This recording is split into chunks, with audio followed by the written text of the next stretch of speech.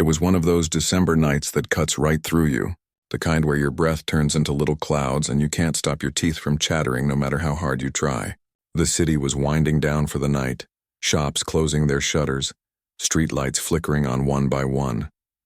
Daniel Carter sat in his office on the 23rd floor, staring at his computer screen. The numbers blurred together after 14 straight hours of meetings, calls, and decisions that affected thousands of employees. At 38, he had built his tech company from a garage startup into a business worth hundreds of millions. But tonight all he felt was tired, bone tired. His phone buzzed. It was Robert, his driver. "Mr. Carter, I'm really sorry, but I can't make it tonight. My kid's running a fever and my wife's working late. I need to get him to urgent care." "Don't worry about it," Daniel said, rubbing his eyes. "Take care of your son. I'll drive myself." He grabbed his coat and headed down to the parking garage. His Mercedes sat in its reserved spot, sleek and black under the fluorescent lights. He slid into the leather seat and turned on the heat full blast. The drive home would take him through downtown, past the hospital district and up into the hills where his house sat overlooking the city. The roads were nearly empty. Most people were already home, wrapped in blankets, having dinner with their families. Daniel stopped at a red light near Mercy General Hospital. The building loomed on his right, windows glowing with that harsh hospital lighting. He'd donated to them last year. Or was it the year before? His assistant handled most of that. That's when he saw her. At the bus stop across the intersection, a woman sat hunched over on the metal bench. She wore light blue scrubs and a thin jacket that did absolutely nothing against the wind. Her arms were wrapped tight around her body, and even from his car, Daniel could see her shaking. Not just shivering, really shaking. The light turned green. Daniel started to press the gas pedal, then stopped. Something made him look again. The woman's head was down, her shoulders drawn up to her ears. There was no one else around. The bus stop was completely empty except for her. He knew he should just drive home. It was late. He didn't know this person. Getting involved with strangers wasn't something a man in his position usually did. His security team would probably have a fit. But then a memory hit him, sharp and clear. His mother, 25 years ago, waiting for the bus after her nursing shift. She'd worked at County Hospital back then, pulling doubles to keep food on the table after his father left. He remembered being 12 years old, waiting up for her, watching her come through the door with that same exhausted slump in her shoulders. Daniel turned right and pulled up to the bus stop. The woman's head jerked up. Her eyes went wide, and he could see the fear flash across her face. She grabbed her bag closer, her whole body tensing up. Of course she was scared. Strange man in an expensive car pulling up at night. He realized how this must look. He rolled down the passenger window just a few inches. "The buses stopped running," he called out, keeping his voice gentle. "Last one left about an hour ago." She stared at him, not moving. Her face was young but worn out, probably mid-20s. Dark circles under her eyes. Lips almost blue from the cold. "I'm heading toward the south side," Daniel continued. "I can give you a ride home. You shouldn't be out here alone this late." "I'm fine," she said, but her voice shook. "My roommate is coming to get me." "In this cold?" Daniel glanced at his dashboard. "It's 18 degrees. The woman looked away, pulling her jacket tighter. A gust of wind whipped through and she curled into herself even more. Daniel saw her shoes then. The leather was cracked and worn thin. Those weren't the kind of shoes that kept your feet warm. He made a decision. He put the car in park and got out, walking around to the sidewalk. The woman stood up quickly, backing away a step. "Look," Daniel said, holding up his hands. "I'm not trying to scare you. I saw you sitting here and..." He paused, searching for the right words. "My mother was a nurse. She used to work doubles at County Hospital and wait for buses just like this. I remember what that was like." Something in the woman's face softened just a fraction. She studied him for a long moment. Daniel realized he was still wearing his suit and tie, probably looking like some corporate robot. He pulled out his wallet and showed her his driver's license. "Daniel Carter, that's me. That's my address, that's my real ID. You can take a picture of it. Send it to your roommate, your friends, whoever. You can track the route on your phone. I just don't think you should be sitting out here freezing." The woman bit her lip. She looked down the empty street, then back at the bench, then at Daniel. Finally, she pulled out her phone and took a picture of his license. Her fingers were shaking so badly she almost dropped it. "Okay," she whispered. Daniel opened the passenger door for her. She climbed in carefully, keeping her bag on her lap, sitting as close to the door as possible. He got back in the driver's side and cranked the heat up even higher. "Where to?" he asked. "Oak Street," she said quietly. "Near the old textile factory." Daniel knew the area. It wasn't great. High crime, run-down buildings, the kind of neighborhood where people kept their heads down and minded their own business. He pulled away from the curb and headed in that direction. For a few minutes, neither of them spoke. The woman held her hands up to the heating vent, flexing her fingers slowly. Daniel noticed they were red and chapped, the skin cracked around her knuckles. "Working hands, long shift?" he asked, trying to break the awkward silence. "Double," she replied, not looking at him. 16 hours. One of the other nurses called in sick, so I covered. "That's rough," she shrugged. "It's the job. People need care no matter what." "What unit do you work?" "ICU." She glanced at him sideways. "Intensive care." "The really sick ones?" Daniel nodded. "That must be hard. Emotionally, I mean. Sometimes." Her voice was barely audible. "Lost a patient today. 72-year-old grandfather. 3 kids, 8 grandkids. I held his hand at the end because his family couldn't get there in time." The raw pain in her words hit Daniel square in the chest. Here she was, exhausted and freezing, and she'd spent her day holding a dying man's hand so he wouldn't be alone. "I'm sorry," he said, and meant it. She nodded, turning to look out the window. They drove through the streets in silence, past closed shops and empty parking lots. The neighborhoods gradually changed from business district to residential, from nice to less nice to struggling. "This is it," she said as they approached a 4-story apartment building. The paint was peeling. One of the security lights was out and there was trash scattered around the entrance. Daniel pulled up to the curb. The woman reached for the door handle immediately, clearly eager to escape the awkwardness. "Thank you," she said quickly. "Really, I appreciate it." "Wait," Daniel said. "What about tomorrow? Will you be able to get home?" "I'll figure something out." She pushed the door open. "My car broke down 3 days ago. Can't afford the repairs until next paycheck. I've been taking the bus, but tonight I lost track of time and—" She trailed off, shaking her head. "It doesn't matter. Thank you for the ride." She climbed out and hurried toward the building, her thin jacket flapping in the wind. Daniel watched her punch in a code and disappear inside. Then he sat there for a moment, engine idling, staring at the building. Something about the whole thing bothered him. Not in a bad way. In a way that dug under his skin and wouldn't let go. He thought about his penthouse apartment across town with its heated floors and floor-to-ceiling windows. He thought about his garage with 3 cars he barely drove. He thought about his mother, and how many nights she'd struggled just like this woman was struggling. Finally, he put the car in drive and headed home. But he couldn't shake the image of her shivering at that bus stop, or the exhaustion in her voice, or the raw humanity of what she'd said about holding a stranger's hand as he died. That night, Daniel Carter couldn't sleep. And for the first time in years, it had nothing to do with business. Daniel woke up the next morning with that nurse still on his mind. He went through his usual routine, shower, coffee, check emails, but everything felt off somehow. His penthouse apartment with its marble countertops and designer furniture suddenly felt too big. Too empty, too much. He arrived at his office by 7 and dove straight into back-to-back meetings, product launches, investor calls, budget reviews, the kind of stuff that usually consumed him completely. But today his mind kept wandering back to that bus stop, to those cracked hands, to her saying she'd held a dying man's hand so he wouldn't be alone. Around noon, his assistant Jennifer knocked on his door. "Your lunch is here. Also, the quarterly reports you asked for." "Thanks," Daniel said, not looking up from his laptop. Jennifer hesitated. "Are you okay? You seem distracted today." "I'm fine." She didn't look convinced but left anyway. Daniel stared at his computer screen for another minute, then grabbed his phone. He pulled up the website for Mercy General Hospital and found their main number. A receptionist answered on the 3rd ring. "Mercy General, how may I direct your call?" "Yes, hi. I'd like to make a donation to your ICU department." There was a brief pause. "Oh, wonderful. Let me transfer you to our development office." 20 minutes later, Daniel had committed $50,000 to the ICU. The development director was thrilled, asking if he wanted his name on a plaque or a room. Daniel said no. He wanted it anonymous. He also asked if the hospital had any kind of employee assistance program.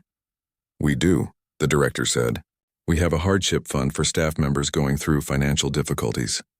I'd like to contribute to that as well, Daniel said. Same amount.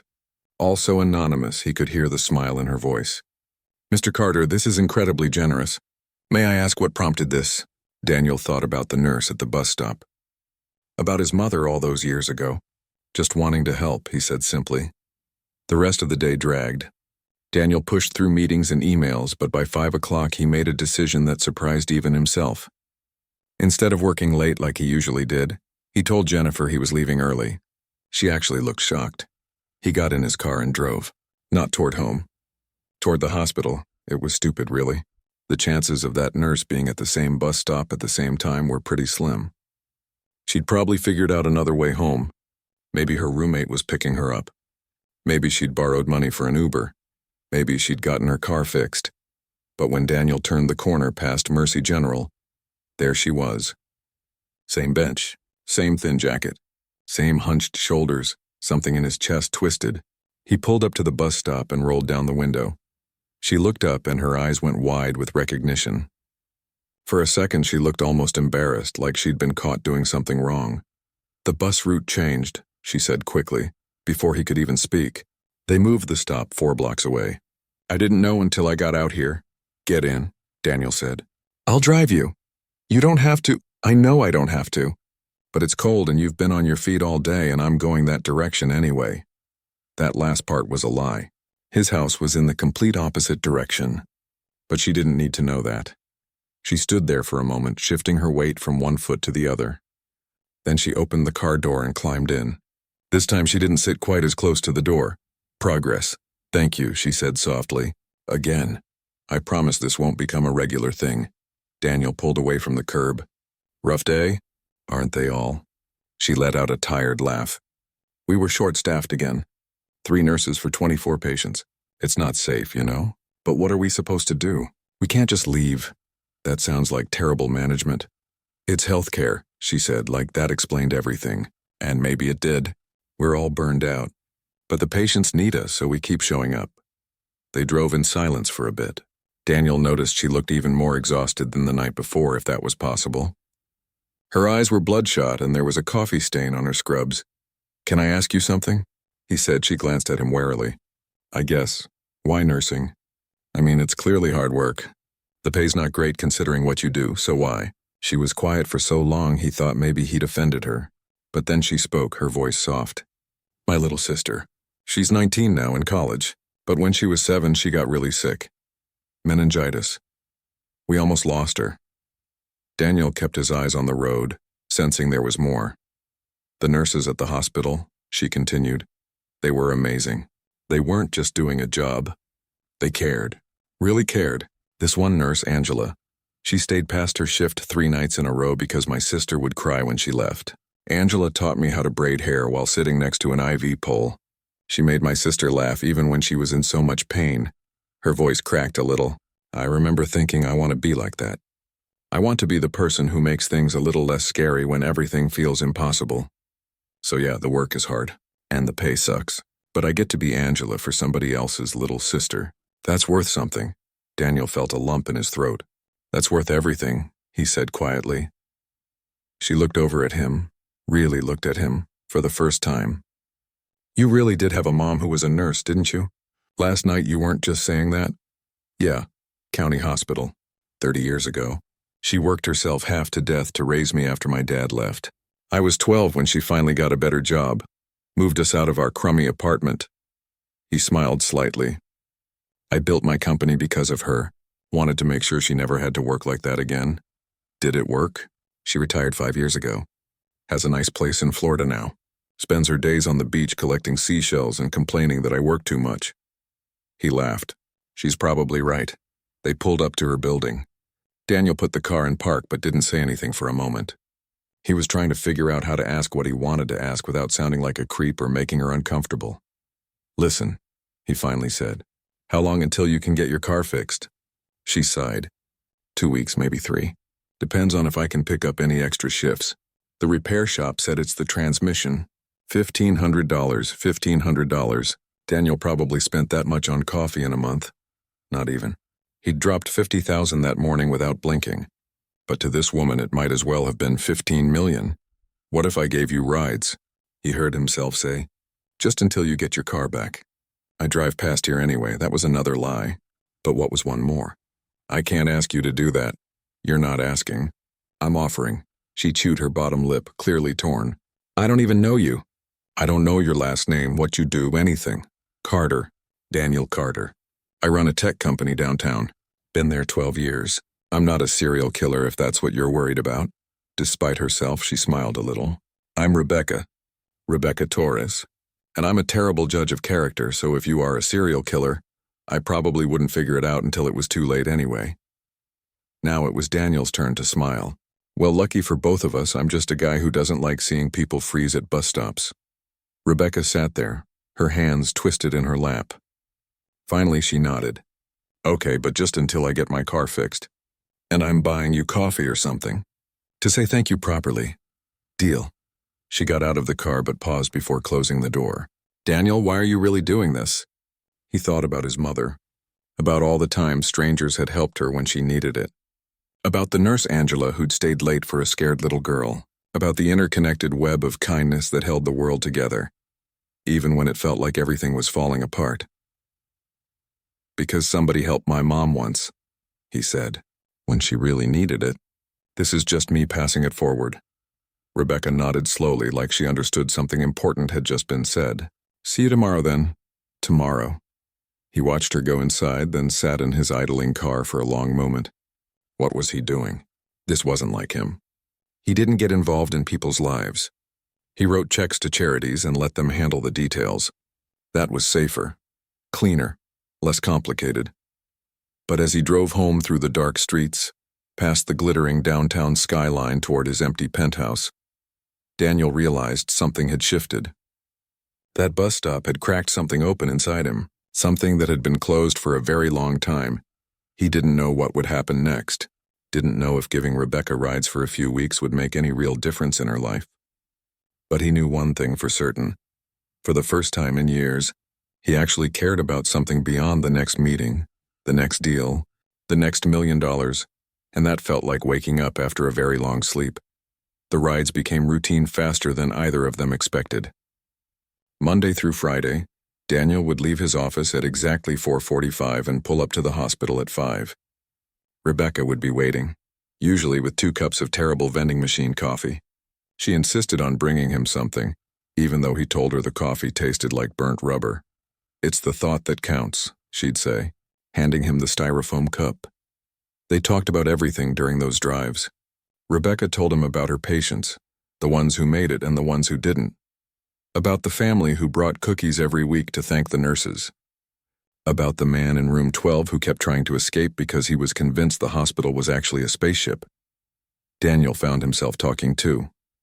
Really talking, not just the surface-level business conversation he usually had with people. He told Rebecca about growing up poor, about wearing the same 3 shirts to school and pretending he wasn't hungry at lunch, about his mother working herself to exhaustion, about the scholarship that changed everything. Is that why you work so hard? Rebecca asked one evening. They were stuck in traffic, rain drumming on the roof of the car. Because you remember what it was like to have nothing? Daniel thought about it. Maybe, or maybe I'm just scared it could all disappear. That I could end up right back where I started. That's not going to happen. You don't know that. No, she admitted. But I know you. You're not the kind of person who lets things fall apart. Something about the way she said it, so matter-of-fact and certain, made Daniel's chest feel tight. When had they crossed the line from strangers to people who knew each other? He couldn't pinpoint the exact moment, but somewhere between the terrible coffee and the traffic jams, it had happened. 3 weeks into their arrangement, everything changed. It was a Tuesday. Daniel pulled up to the hospital at 5 like always, but Rebecca wasn't waiting. He sat there for 10 minutes, then 15. He told himself not to worry. Maybe she'd gotten caught up with a patient. Maybe she was running late. It happened. But at 5:30, when she still hadn't appeared, Daniel's stomach started to knot. He called her cell phone. It went straight to voicemail. He was debating whether to go inside and ask about her when his phone rang. Unknown number. Hello? Daniel? Rebecca's voice was shaky. It's me. I'm so sorry, I know you've been waiting. Are you okay? What happened? My car got repossessed. The words came out in a rush. I was making payments, but I missed one last month because of my mom's medical bills, and they came and took it right from the hospital parking lot. I had to borrow a phone because mine was in the car and I'm sorry. I know this isn't your problem. Daniel was already putting the car in drive. Where are you? Still at the hospital. In the lobby. But you don't have to. I'm coming around to the main entrance. 2 minutes. He found her sitting on a bench near the automatic doors, her face in her hands. When she looked up and saw him, her eyes were red. Hey, he said softly, sitting down beside her. It's going to be okay. No, it's not. Her voice cracked. That car was the one thing I had figured out. And now I don't even have that. I can't keep asking you for rides. You've already done too much, Rebecca. I owe $12,000 in nursing school loans. My sister's tuition is due next month. My mom needs this medication that insurance won't cover, and it's $300 every 2 weeks. I'm working doubles and it's still not enough. It's never enough. She wiped at her eyes angrily. I'm sorry. You didn't sign up to hear about my mess of a life. Daniel sat there watching this strong woman, who held dying patients' hands and worked herself to the bone fall apart on a hospital lobby bench, and he made a decision. Come stay with me, Rebecca's head snapped up. What? I have a guest house. Separate from the main house. It's just sitting there empty. You can stay there until you get back on your feet. No rent. Daniel, I can't. Yes, you can. Listen to me. He turned to face her fully. You're spending, what, $800 a month on that apartment? $950. Okay, $950. You stay in my guest house for free. That's $950 a month you can put toward your car payments or your debt or whatever you need. You won't owe me anything. You'll have your own space, your own privacy. I'm barely home anyway. Rebecca shook her head. That's insane. You barely know me. I know you work 16-hour shifts to take care of people. I know you're putting your sister through college. I know you bring me terrible coffee even though you're exhausted. I know enough. Why would you do this? Daniel thought about all the people who'd helped his mother when he was a kid. The neighbor who brought groceries when money was tight. The teacher who bought him winter clothes and said they were extras. The bus driver who never said anything when his mother didn't have exact change. Because I can, he said simply. And because it's the right thing to do. And because, he paused, because you remind me that there are still good people in the world. I spend all day with investors and lawyers and people who want something from me. You're the only person I talk to who just wants to do good work and take care of her family. That's rare. Rebecca stared at him for a long moment. Then to his surprise, she laughed. Not a happy laugh. Exhausted, overwhelmed, what is my life laugh. This is crazy, she said. Probably. I'm a terrible roommate. I work weird hours. I'm not neat. The guest house has its own entrance. I probably won't even know you're there. She looked down at her hands, those chapped, overworked hands. Just until I can save enough to get my car back and find a new place? However long you need. And I'm paying you back. Somehow. Eventually. If it makes you feel better, sure. Rebecca took a shaky breath. Okay, but if you turn out to be a serial killer, I'm haunting you in the afterlife. Daniel smiled. Fair enough. 2 hours later, they were pulling up to Daniel's house. Rebecca had borrowed a coworker's phone to call her roommate and arrange to pick up her stuff. Now she sat in the passenger seat staring out the window as the houses got bigger and bigger. You said you had a nice place, she said slowly. You didn't mention you lived in a mansion? It's not a mansion. Daniel, there's a fountain. An actual fountain. He pulled through the gates and around to the back of the property. The guest house sat separate from the main building, connected by a stone path through a garden. It was small by his standards, but probably bigger than Rebecca's apartment. She got out of the car slowly, like she was afraid to touch anything. Daniel unlocked the door and showed her inside. 1 bedroom, 1 bathroom, a small kitchen and living area. Clean and furnished, but impersonal like a nice hotel room. The Wi-Fi password is on the counter, Daniel said. There's basic groceries in the fridge. Towels in the bathroom. If you need anything, the main house is just... Why are you really doing this? Rebecca interrupted. She stood in the middle of the living room, her bag at her feet, looking lost. And don't say it's because you can or because it's the right thing. There has to be more to it than that. Daniel leaned against the doorframe. He could give her another easy answer, but something about the moment demanded honesty. My mom almost died when I was 15, he said quietly. She collapsed at work. Exhaustion, malnutrition, stress. She'd been skipping meals to make sure I ate, working doubles to keep the lights on. She ended up in the hospital for a week. Rebecca's expression softened. I remember sitting in that ICU waiting room, terrified, thinking about all the times I'd complained about not having the newest shoes or the cool lunchbox, and I made myself a promise. If she made it through, if she was okay, I would make sure no one in my family ever had to choose between food and electricity again. He looked at Rebecca directly. She made it, and I kept my promise. Built my company, made my money, took care of her. But then what? I'm just supposed to sit in my big empty house and pretend there aren't other people's mothers out there, working themselves to death? Other people like you trying to do good in a world that makes it so damn hard? His voice had gotten rougher. He cleared his throat. So yeah, maybe I'm being selfish. Maybe this is more about me feeling like I'm doing something that matters than it is about helping you. But does it really matter what my reasons are if the end result is the same? Rebecca stood there, tears running down her face. Then she crossed the room and hugged him. Just wrapped her arms around him and held on tight. Daniel froze for a second, then hugged her back. Thank you, she whispered. Thank you. They stood like that for a moment, two people who'd been strangers a month ago, now holding on to each other like lifelines. When Rebecca finally pulled back, she wiped her eyes and laughed. Okay, enough crying for one day. I think I've hit my limit.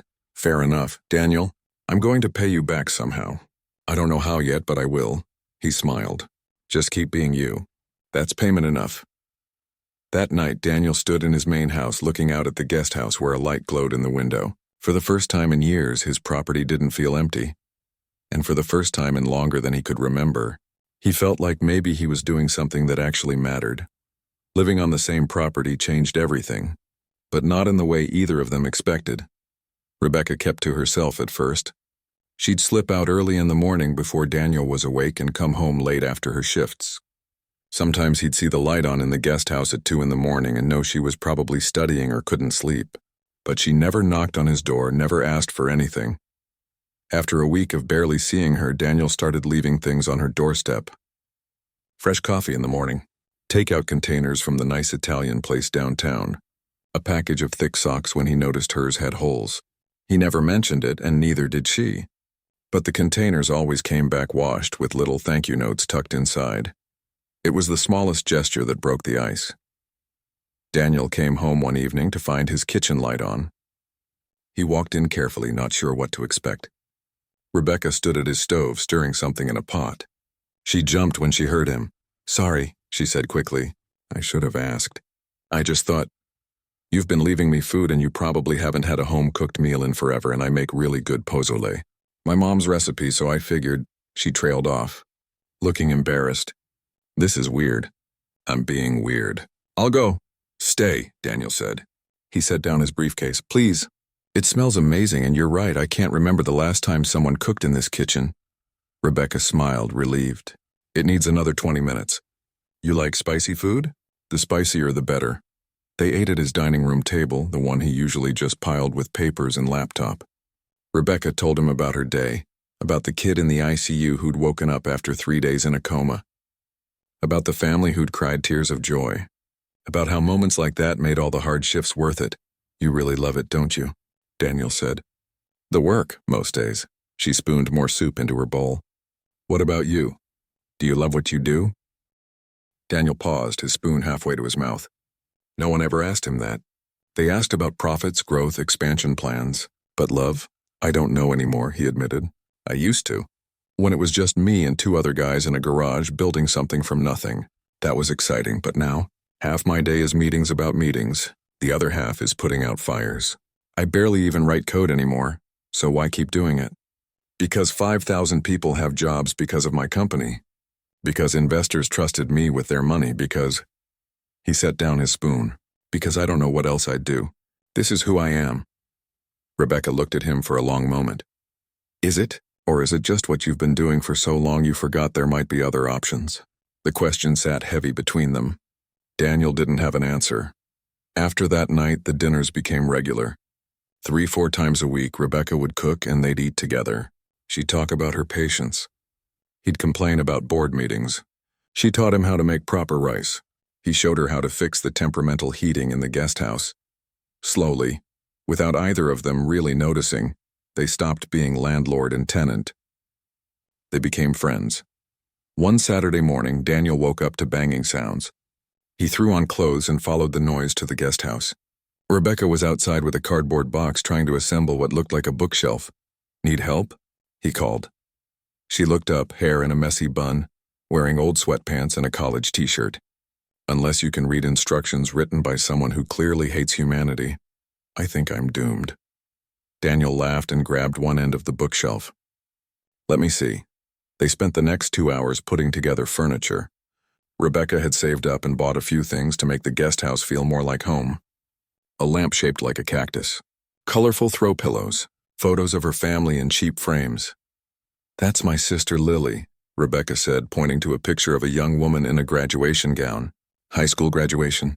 She starts her junior year of college next month. She looks like you." "Everyone says that. She's smarter, though. Got a full ride for academics. She's studying environmental science. Wants to save the world." Rebecca smiled, but it was tinged with worry. "I just hope she finishes. Money's tight and I don't know how much longer I can help with the extras. Books, lab fees, all that stuff adds up." Daniel made a mental note. He didn't say anything, but ideas were already forming. That afternoon, while Rebecca was at work, Daniel made some calls. By Monday morning, he'd set up an anonymous scholarship through his company's foundation.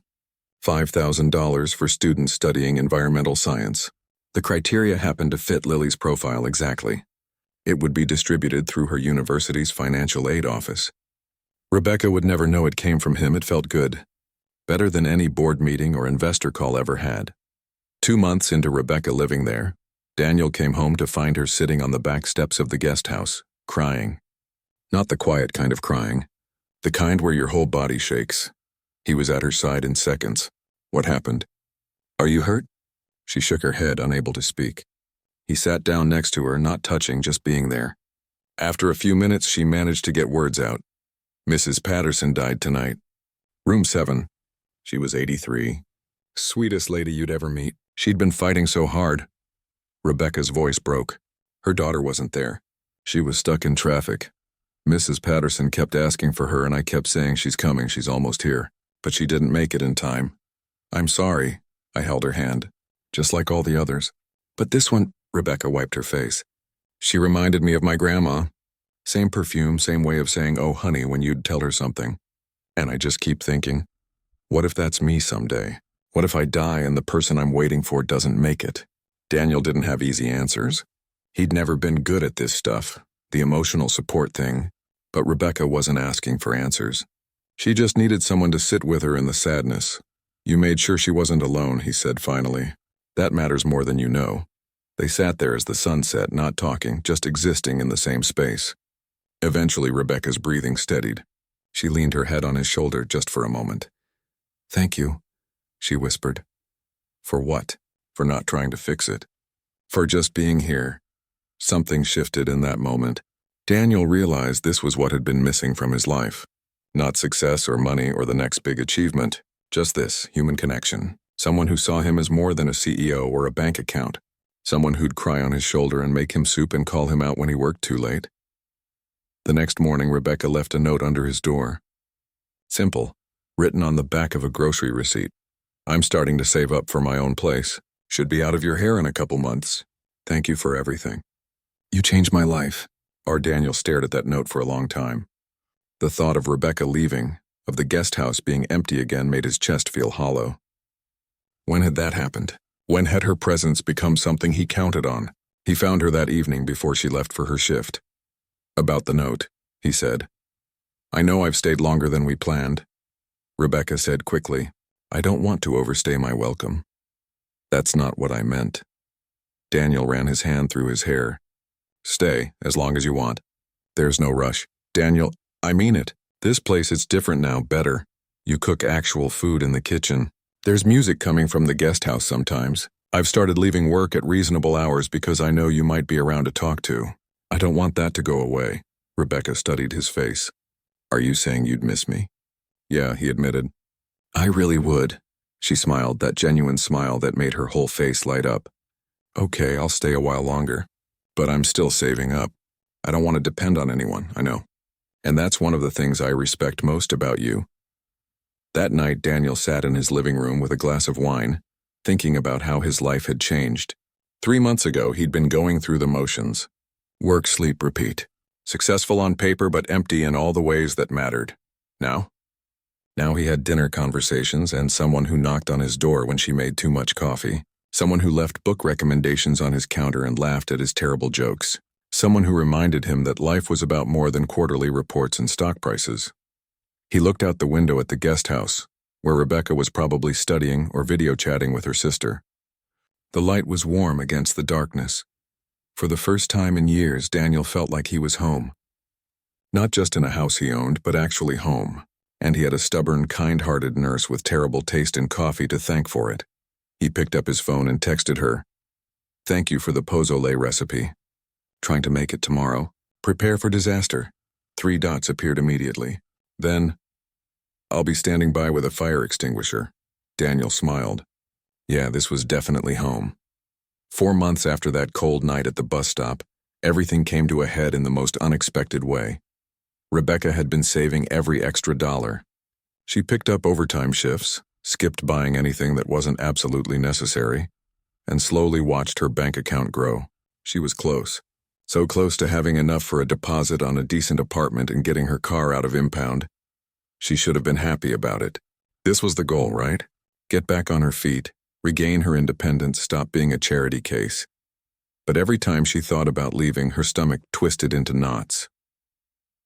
It was a Thursday evening when everything changed. Daniel had just gotten home from work, loosening his tie as he walked into the kitchen. Rebecca was already there making stir-fry. They'd fallen into this easy routine, taking turns cooking, eating together more nights than not. Rough day? She asked, not looking up from the vegetables she was chopping. Board meeting. Daniel grabbed a bottle of water from the fridge. 3 hours of old men telling me I'm too cautious with expansion plans. Are you? Probably. He leaned against the counter. But I'd rather grow slowly and keep everyone employed than risk it all for faster profits. Rebecca smiled. See, that's why you're one of the good ones. The good ones? Rich people. Most of them forget where they came from. You never did. Daniel was quiet for a moment. That's because I have someone who reminds me what actually matters. Something in his voice made Rebecca look up. He was watching her with an expression she couldn't quite read. Before she could ask what he meant, his phone rang. He glanced at it and sighed. I have to take this. Investor call. He disappeared into his office and Rebecca went back to cooking, trying to ignore the weird flutter in her chest. The weekend brought news that changed everything. Rebecca was sitting in the guest house, video chatting with her sister Lily when the girl started crying. Happy crying, but still crying. I got it, Lily sobbed. The scholarship. $5,000. They said my essay about water conservation impressed the committee. I can't believe it. This covers everything I needed for next semester. Rebecca felt tears spring to her own eyes. That's amazing. I'm so proud of you. After they hung up, Rebecca sat there for a long time, overwhelmed with relief. This meant she could stop sending Lily as much money, which meant she could save more, which meant she could leave sooner. The thought made her feel sick. That evening, she found Daniel in his living room, staring at his laptop but not really seeing it. Can we talk? She asked from the doorway. He closed the laptop immediately. Of course. Everything okay? Rebecca sat down on the opposite end of the couch. My sister got a scholarship. Full funding for next year. That's incredible. It is. She twisted her hands in her lap. It means I can save more. I've been doing the math and I think in about 6 weeks I'll have enough. For the car, for a deposit on a place. I'll be able to move out. The words hung in the air between them. Daniel's face was carefully neutral, but something flickered in his eyes. 6 weeks? He repeated. Yeah. I know I've been here way longer than we originally planned. You've been so generous, more than I could ever repay. But it's time, you know? I need to stand on my own feet again. Daniel nodded slowly. You've been saving the whole time. Planning your exit, not an exit, just the next step. Right, of course. He stood up, walking to the window. You should be independent. That's important. Rebecca watched his back, rigid and tense. Daniel, are you upset? No, I'm happy for you. You don't sound happy. He turned around and the look on his face made her breath catch. You want me to be honest? Always. I don't want you to go.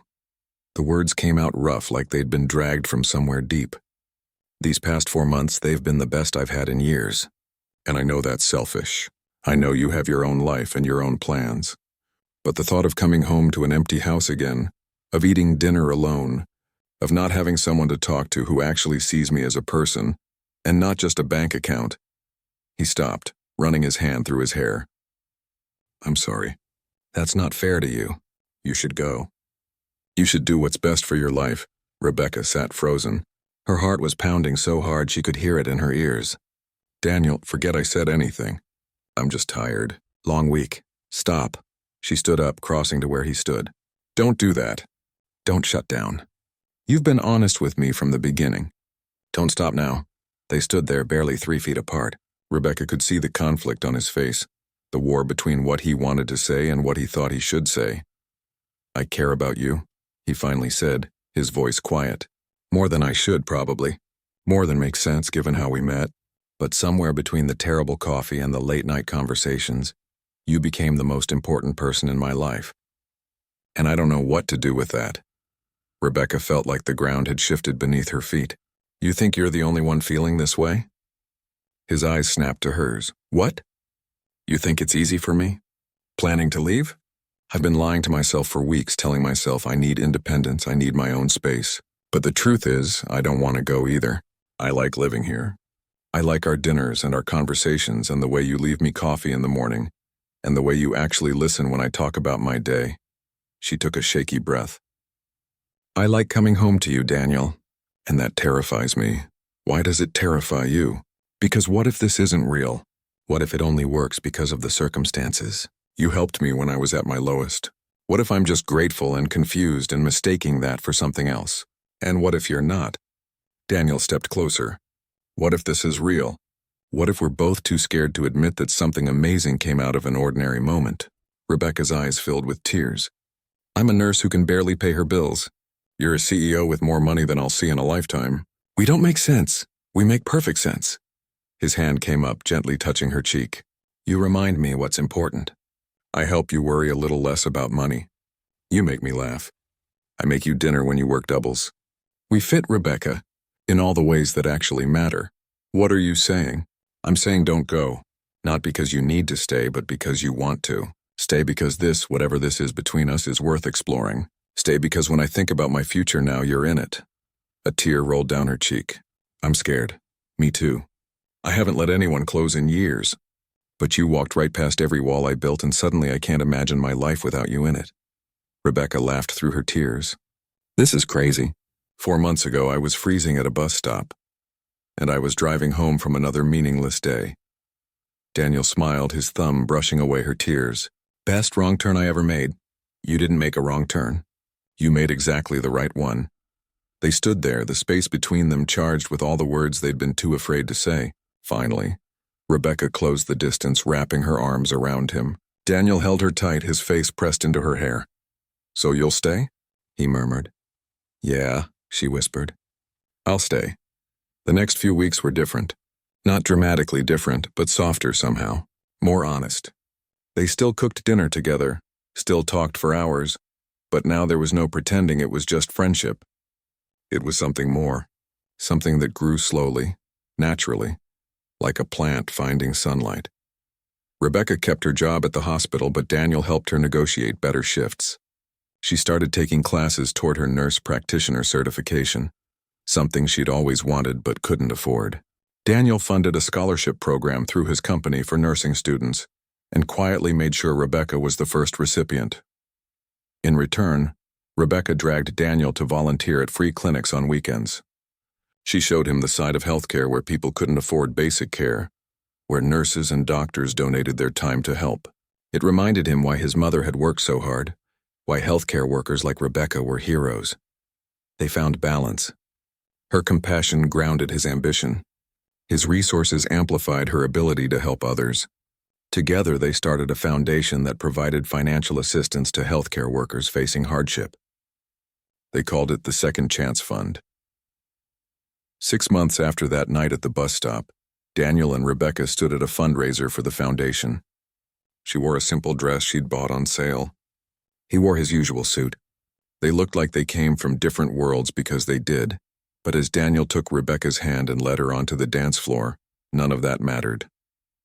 What mattered was that a moment of kindness had changed 2 lives, that a man who'd forgotten how to care had learned to open his heart again, that a woman who'd been drowning had found someone who didn't just throw her a rope, but jumped in to swim beside her. "You know what I realized?" Rebecca said, her head on his shoulder as they swayed to the music. "What's that?" "That night when you stopped at the bus stop, you weren't just saving me. I was saving you too."